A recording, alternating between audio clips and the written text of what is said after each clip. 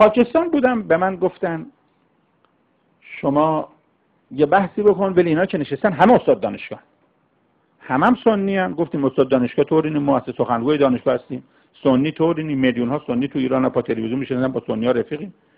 گفت نه استاد دانشگاه سنی وهابی دیگه. وهابی یه خورده گفتیم باشه ما کار به وهابیام نداریم. یه بحث قرآنی کردم و ترجمه شد و هر به چند دقیقه منم چند تا روزه صادراتی دارم، از اون روزه خوبام خوندم. هر چند دقیقه اینا کف میزدن و آخر جلسه یکی از اینا هیجانی شد، پا شد یه نعره کشید گفت احسنت. گفت حیفش که تو شیعه هستی، تو به خوبی حرف میزنی چرا شیعه شدی؟ گفتم ببین نه شیعه نه سنی، قرآن. گفت احسنت. گفتم ساعت بذارید 1 دقیقه با 3 تا آیه که همتون حفظید. آخه بعضی آیات قرآنو همه حفظن، مثل قل هو الله. بعضی آیات قرآن همه روش عمل میکنن، مثل کلو. گفتم از اون آیاتی که همه حفظید و بهش عمل میکنید من 1 دقیقه ثابت میکنم که شیعه هستم. خیلی بشو برخورد.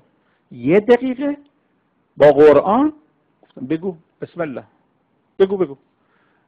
گفتم ساعت ببینیم، حالا ثابت کن. بسم الله الرحمن الرحیم. گفتم تا پیغمبر بود شیعه و سنی نبود، رهبر همه خود پیغمبر.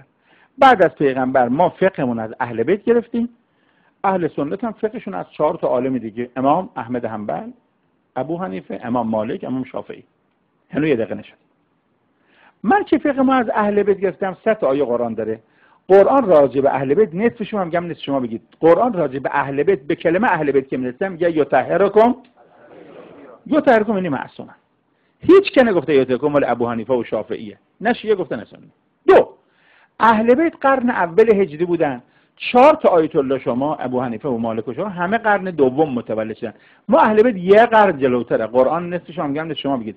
قرآن میگه والسابقون السابقون، ما 1 قرن سابق. 3 تمام اهل بیت شهید شدن. یکی از آیت الله شما یه سیدی نخورد.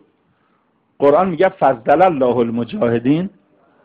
1 دقیقه تموم شد. من شیعه هستم به دلیلی که فقه مرکزی گرفتم. 1 معصوم است یطهرکم.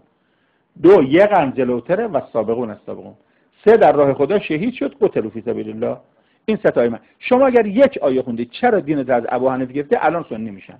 و تو تلویزیون پاکستان مصاحبه میکنم که قرائت شیعه اومد تو پاکستان به همین قرآن هم چی شد.